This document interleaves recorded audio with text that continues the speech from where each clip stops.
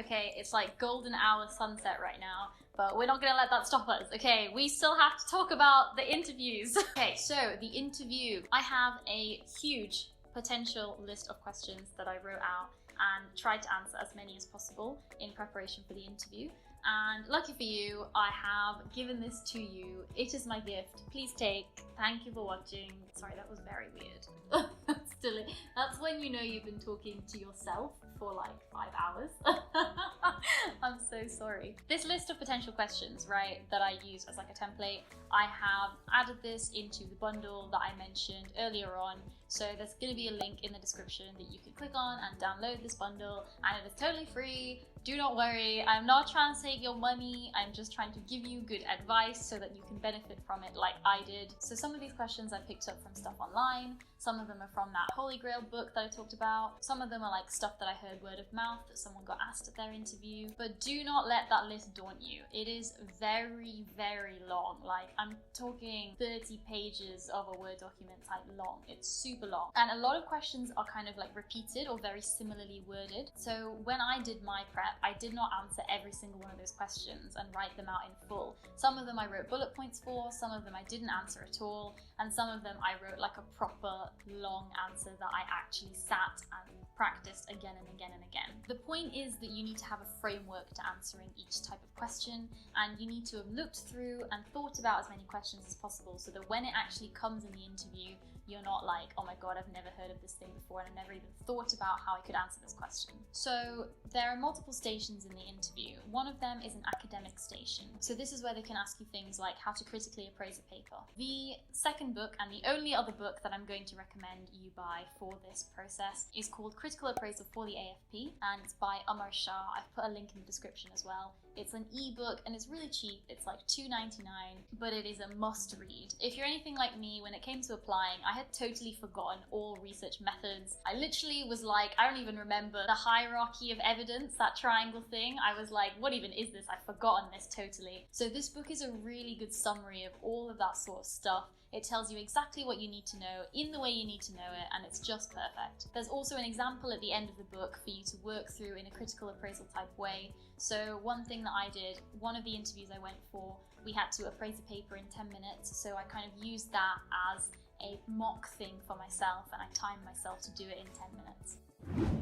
So like I mentioned, in one of my interviews I had this where I had to appraise a paper and then the panel would ask me about it. So I started off by giving like my PICO summary, and if you don't know what PICO is, again, it's covered in the book, but basically it stands for population, intervention, control, and outcome.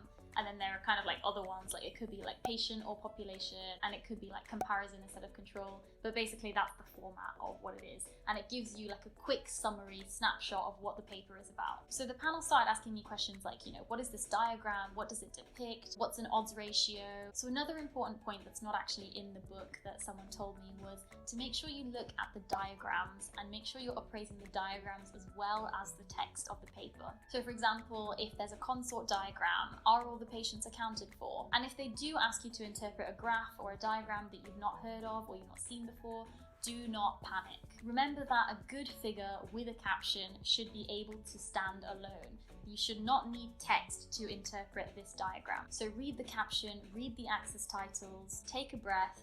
All the information will be there in that, and you will be able to come up with something sensible to say if you just don't panic. So another commonly asked question in these academic stations is something like, tell me about a paper you've read recently. So this is basically their way of saying critically appraise any paper you would like. And they are well justified to ask you this question at interview because, I mean, you're applying for an academic job. I don't sit around reading journals all day. I don't read The Lancet for fun. But if you're applying for an academic job, you should have read a paper before you go to your interview. So before you go to your interview, make sure you have 2 papers that you have read and critically appraised and prepared this appraisal for. And the reason I say 2 is because if they ask you, tell me about a paper you've read recently, you start talking and then they're like, okay, tell me about another one you've read. You're gonna look bad if you've only read one paper.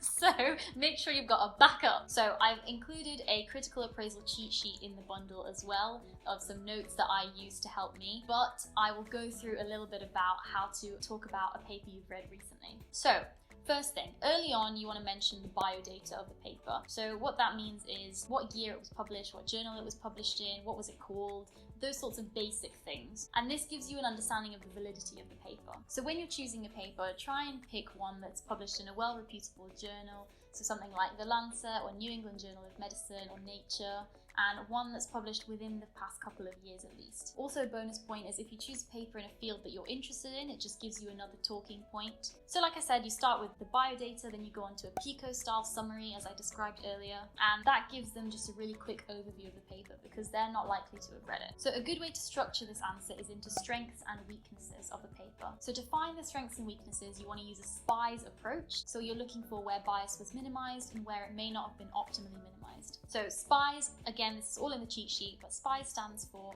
selection bias, performance bias, exclusion or attrition bias, information or detection bias, and selective outcome reporting bias. Again, I can do like a more in-depth video explaining what all of these things are, but it is all in the cheat sheet, so hopefully that will be useful to you. So once you've done your SPIES style strengths and weaknesses, this is going to give a good appraisal of the methods. So now we want to move on to the results. So you want to summarize the results, specifically talking about whether or not they were statistically significant. And then you want to talk about whether or not you agree with their conclusion. And that's called internal validity. And then the next question you want to answer is, how does this relate to your clinical practice? And that is external validity. So once you've done all of that, you've kind of tied it up into a nice bow, right? And then you might be asked a few further questions. So you might be asked things like, would you change your clinical practice based on this paper? Or you might be asked, what further work could be done to answer this clinical question? So if you have time, you can answer those questions anyway, and you can tell them without them having to ask you, which will obviously look really good. But by this point, you'll probably have talked for a long enough time and they'll probably interrupt you at some point anyway. So apart from the academic station, there can also be a clinical station.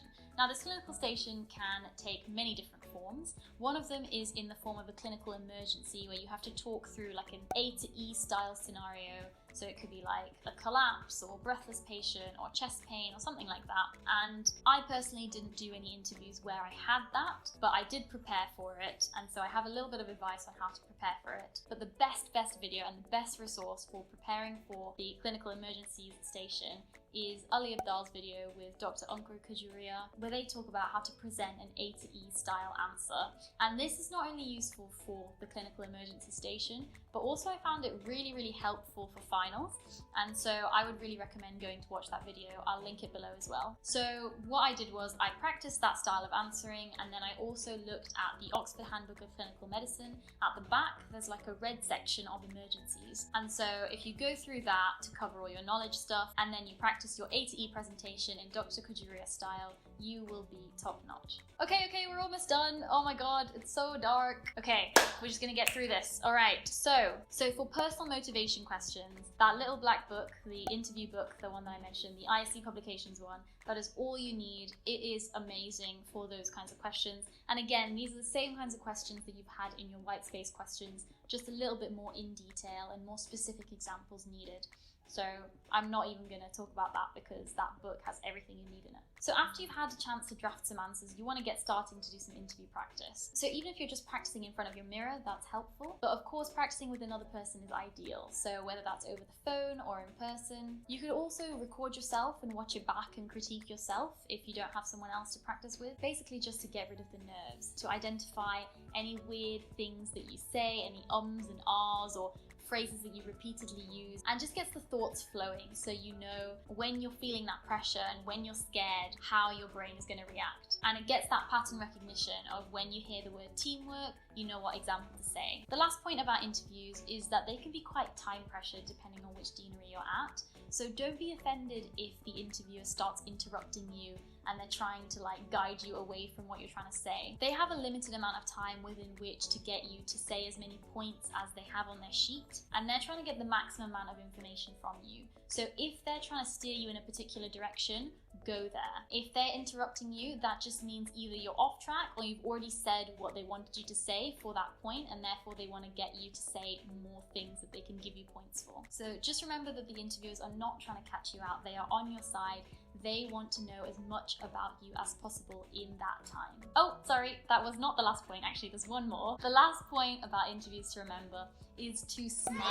And it sounds so cliche and so dumb, but most people are so nervous that they just forget to smile. So if you're the only person that walked into that interview room with a smile on your face, you are going to stand out to the interviewer. And before you even said a word, you're going to stick out to them as a good candidate. So after interviews are done, then it comes time for offers. So they take place in 4 cascades. So you've got AFP1 cascade, AFP2 cascade, AFP3 cascade, and then you've got your foundation priority program cascade. Remember them? So 1 round of allocations go out for the AFP, and then depending on who accepts and rejects, then another set go out, including some of the ones that people have rejected, and then a 3rd one goes out. So one piece of advice that someone gave me that was super helpful was only apply to the jobs you're definitely going to accept, because you don't want to have applied for a job and get it in the first cascade, but actually you wanted another job, because you can't go back into the cascade then. So once you get an offer, that's going to be your final offer. You have to either accept it or reject it. Whereas if you don't get one in the first cascade, you might get it in the second or the 3rd cascade. So you might actually end up getting your dream job in the 3rd cascade, which is totally fine, because no one really cares what cascade you got it in if you got it, right? So you could either get an offer which you have to accept or reject within 48 hours. Yes, I know, 48 hours is all you have, and different deaneries will release their offers at different times of the day. So I would say make sure to wait until you've heard back from both deaneries before you answer them, because one of them might come at like 9 AM, one of them might come at like 10:15. They're not very timely, so make sure you wait it out, because you do have 48 hours. So like I said, in the cascade, you could either get an offer which you then accept or reject, or you could be put onto a reserve list, which means you need to wait for subsequent cascades, or it might just say unsuccessful, in which case, unfortunately, then you're just put back into the standard pool of foundation program applicants. But it's like nothing even happened. Your standard foundation program application is unchanged. So before I go, and before the light totally craps out on me, there are some useful contacts I wanted to leave you with. So one is the UKFPO website, of course, which I'll link below. The second is deanery websites. They're a really good source of information. Third is your foundation program coordinator. So whoever they are for your medical school, you need to know who they are and get in contact with them, because they are a super important person to go to for all foundation program queries that you may have. I will leave all the links to all the things that I mentioned in the description, including the bundle that I've created, which will hopefully be of use to you. Good luck with your application. I really, really, really hope it goes well. Do join us here if you are interested in more tips and advice. If you found any parts of this useful, or if you just have some general feedback on how I can make things better, i.e. learn how to use a camera, put it in the comments below so that I can learn from that. Thank you so much for listening.